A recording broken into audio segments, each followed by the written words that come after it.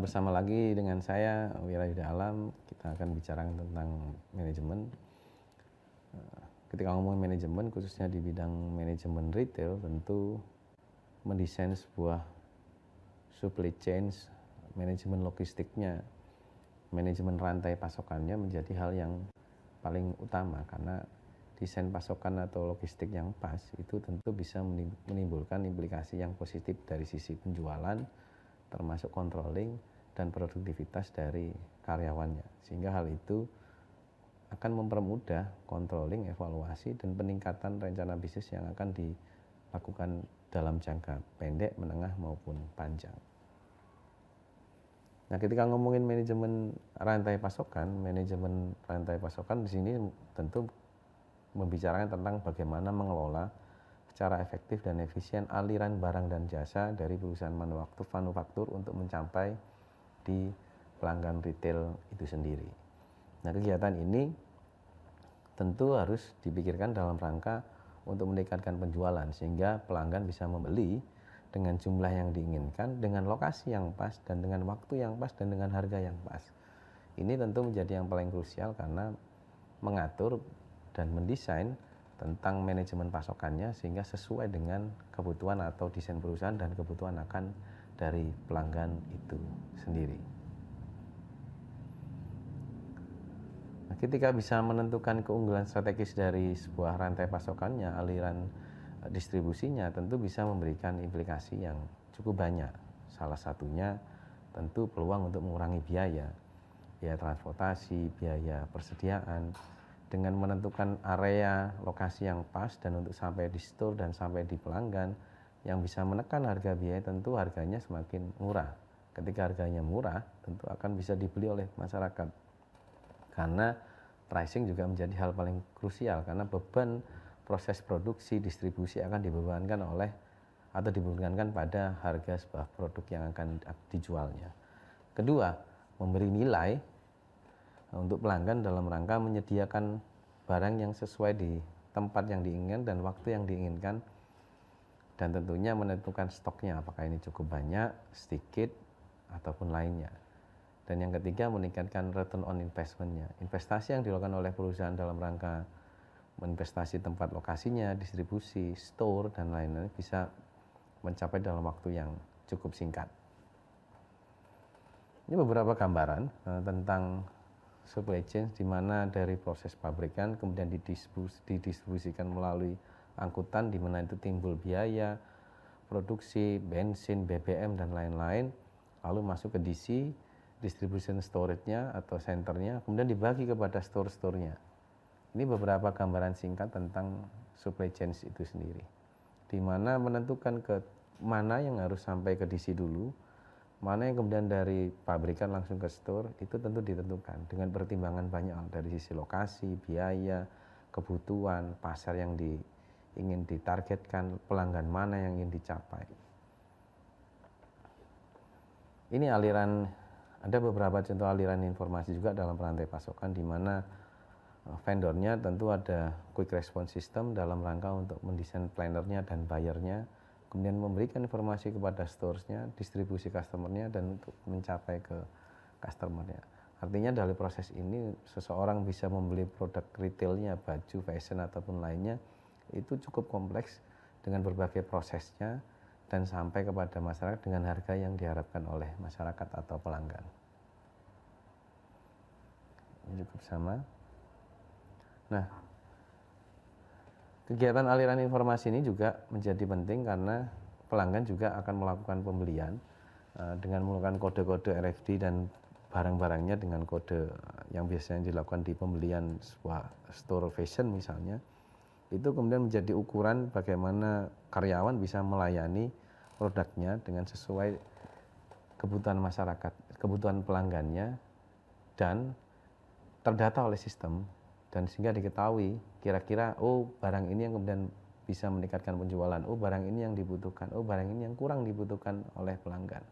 Informasi ini kemudian disampaikan kepada buyer atau plannernya untuk menentukan forecast yang ke depan seperti apa, stok mana yang harus disiapin, stok mana yang harus dikurangin. Itu menjadi penting mengingat aliran informasi harus terdata dengan baik dan menjadi recording bagi kita untuk menganalisa kebutuhan yang akan ke depan dan diinginkan oleh pelanggan itu sendiri.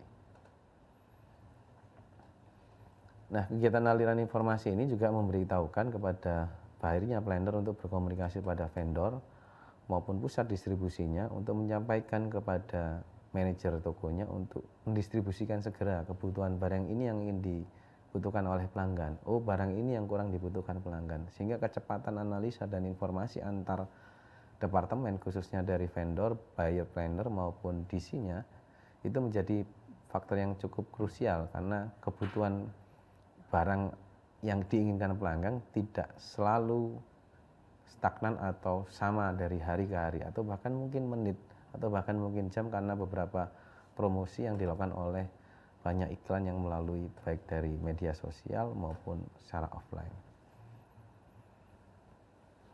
Gudang data warehouse juga menjadi penting karena apa? Ini menjadi, kalau ini digambarkan sebuah kubus itu kan data pembeliannya menjadi stores, data analisa dan storage kita dari perusahaan untuk menganalisa kembali apa yang harus dilakukan dan dibutuhkan, strategi apa dan bagaimana meningkatkan rencana bisnis yang harus dilakukan. Electronic data interchange juga menjadi penting karena ID sini adalah pertukaran informasi dan dokumen bisnis antara pengecer dan informasi sehingga masing-masing divisi menjadi ada wasit yang kemudian bisa dilakukan untuk meningkatkan penjualan yang akan diinginkan oleh yang dibutuhkan oleh perusahaan itu sendiri. Nah, keamanan dari edisi ini tentu juga harus dilakukan dan harus bertahap. Ada autentifikasi, ada otorisasi, ada integrasi.